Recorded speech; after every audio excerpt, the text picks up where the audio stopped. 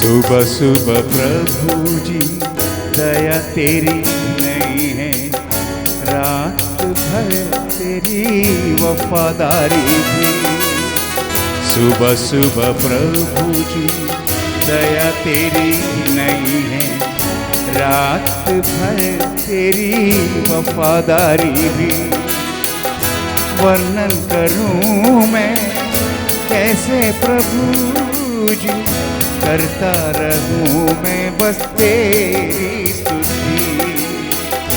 वर्णन करूं मैं कैसे प्रभु जी, करता रहूं मैं बस तेरी स्तुति। ऐ मसीह तू महिमा पाए, नाम है तेरा महान। जय मसीह की। हमारा परमेश्वर ने हमें एक और नया दिन प्रदान किया है। स्वागत है आप सबका इस कार्यक्रम में। आज की रोटी शीघ्र ही आने वाला प्रभु यीशु मसीह के मधुर नाम से प्यार भरा नमस्कार। आइए हम मिलकर प्रार्थना करें। स्वर्गीय पिता परमेश्वर, आज के दिन प्रभु हम अपने उद्धार के खुशी के बारे में जानने पाए। प्रभु जी, हम मनुष्य हैं, आपने हमारे लिए उद्धार का मार्ग तैयार किया। जीवित परमेश्वर, आपके आज्ञा है, आपका इच्छा है, आपका विधि है कि हम अपने समसृष्टियों के लिए, हमारे प्रिय लोगों के लिए मध्यस्थता करें, हमारे देश के लिए हम बिचवई का प्रार्थना करें। प्रभु, आपके वचनों के अनुसार हम प्रार्थना करते हैं हमारे आदरणीय राष्ट्रपति से लेकर प्रत्येक अधिकारी गणों के लिए, चाहे छोटा हो बड़ा हो, मध्यस्थता करते हैं परमेश्वर। आज के दिन जो लोग बीमारी की अवस्था में हैं, दुष्ट आत्मा से ग्रसित है, कर्ज में डूबे हुए हैं, अन्य घरेलू मानसिक व्यक्तिगत परेशानियों में प्रभु आमीन जूझ रहा है, प्रत्येकों को यीशु मसीह के नाम से हम आशीष बोलते हैं, छुटकारा बोलते प्रभु। हमारा देश के प्रति हमारा प्रार्थना ये प्रभु, हमारा देश आमीन उन्नति से उन्नति की ओर जाए। प्रभु जी, कोई भी विपत्ति हमारे देश को आमीन हालिया बर्बाद नहीं करने पाए। बुद्धि ज्ञान समझ से परिपूर्ण लोग हो हमारे आमीन देश के निवासी। धन्यवाद हो प्रार्थना सुनने के लिए। मसीह का राज्य हमारे मध्य में स्थापित हो, ये हमारा प्रार्थना का मुख्य विषय प्रभु, आपका इच्छा है, यीशु मसीह के नाम से आमीन। आज के मनन के लिए हम प्रभु के वचन से एक पद पढ़ेंगे। रोमियो की पत्री 10वीं अध्याय की 9वीं वाक्य कि यदि तू अपने मुंह से यीशु को प्रभु जानकर अंगीकार करे और अपने मन से विश्वास करे कि परमेश्वर ने उसे मरे हुओं में से जिलाया, तो तू निश्चय उद्धार पाएगा। अनेकों बार लोग एक सवाल करते हैं, ये उद्धार होता क्या है? उद्धार का अनेकों परिभाषा है। उसमें से एक है प्रभु के साथ के हमारे रिश्ता को उचित करना। इसका मतलब हमारे ही कुछ अपराधों के कारण, हमारे ही कमी गटियों के कारण प्रभु के साथ का जो रिश्ता है वो टूटा हुआ था।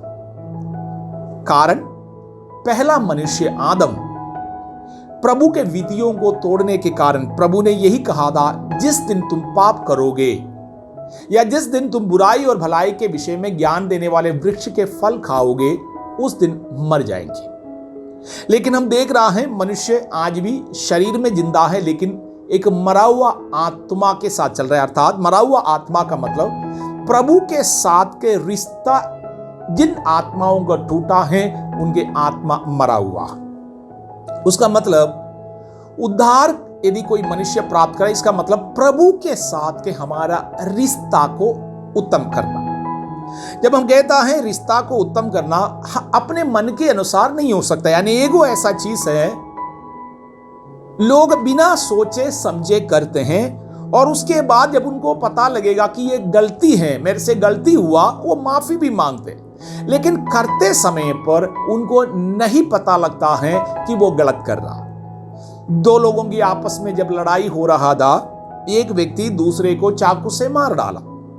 बाद में जब वो सडन प्रोवोकेशन में एकदम जो गुस्से में आकर भावुक होकर जो चाकू चला रहा था, उस समय उसने सोचा नहीं था, उसके दिमाग में ये बात आया भी नहीं था कि वो मैं गलत कर रहा हूं, ये दंडनीय अपराध है। लेकिन बाद में जितना समय तक कई सालों तक उसके ऊपर केस, मुकदमा, बंदी गृह, अंत में कारागृहवास, उम्र कैद हो जाते हैं। कईयों को फांसी सुनाए जाते हैं। परिस्थिति के अनुसार वो रोने लगता है, माफी मांगने लगता है, अनेकों चीजें करता है, क्योंकि बाद में पश्चाताप करने से कोई लाभ नहीं होगा, क्योंकि हर एक व्यक्ति को उनके पापों के अनुसार, अर्थात कानून के विरुद्ध में जो काम किया उसके अनुसार के दंड झेलना होगा।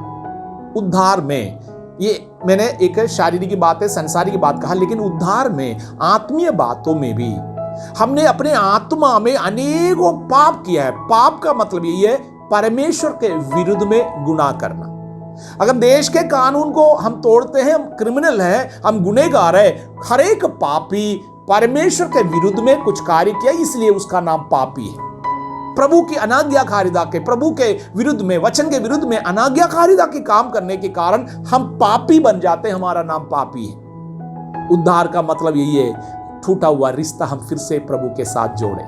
प्रभु के वचन में लिखा है, यदि तुम हृदय में विश्वास करें, इसके लिए आपको कोई पहाड़ के ऊपर चढ़ने की जरूरत नहीं, ठंडे पानी में डुबकी मारने की जरूरत नहीं, आपको दान चढ़ाने की जरूरत नहीं, आपको कोई कठिन परिश्रम करने की जरूरत नहीं, आपके शरीर को पीड़ा देने की जरूरत। कई लोग अपने शरीर को काटते हैं और लहूलुहान करते हैं, उनको लगता है कि उनके पाप इससे धुल जाते हैं। कई लोग पानी में डुबकी मारने से उनको लगता है कि उनके पाप क्षमा होता है। कई लोग श्राद्ध मनाते हैं, तेरहवीं मनाते हैं मरने के बाद, उससे लगता है कि हमारे आत्मा का शांति होगा। मेरे प्रियो, अनेकों ऐसा चीज से घुमा फिरा कर और परिश्रम से हम लोग कोशिश करते हैं कि हमारे आत्मा का शांति हो, लेकिन आपको इस प्रकार के कठिन परिश्रम करने की जरूरत नहीं है। ये एक ही मार्ग है।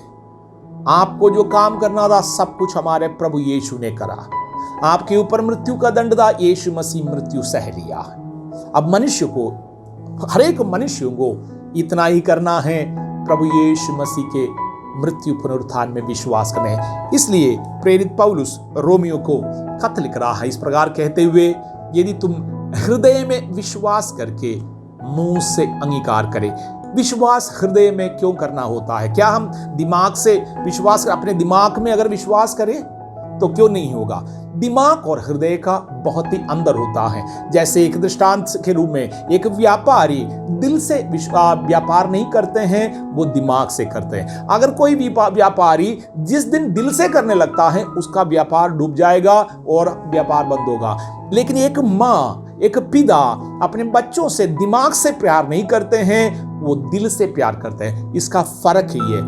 विश्वास करने वाले लोग, उद्धार प्राप्त करने वाले लोगों को दिमाग से नहीं, दिल से, हृदय में विश्वास करना होता है। यीशु मसीह मेरे पापों के लिए मृत्यु सहा।